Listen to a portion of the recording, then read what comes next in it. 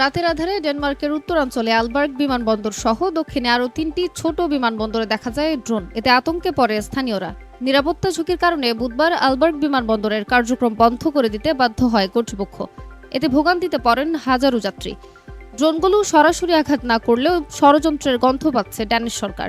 শুরু হয়েছে তদন্ত। বিচার বিষয়ক মন্ত্রী পিটার হেমেলগার্ড জানিয়েছেন, প্রাথমিকভাবে রাশিয়ার সম্পৃক্ততার প্রমাণ মেলেনি, তবে প্রশিক্ষিত সামরিক সদস্যদের হাত থাকতে পারে বলে ইঙ্গিত দেন তিনি। মন্ত্রী আরও বলেন, একই সময়ে 4 জায়গায় এ ধরনের ড্রোন আগ্রাসন নিঃসন্দেহে হাইব্রিড আক্রমণ, যার লক্ষ্য ভীতি সৃষ্টি। এ ঘটনায় গোয়েন্দা সংস্থার সঙ্গে ঘনিষ্ঠভাবে কাজ করছে সরকার।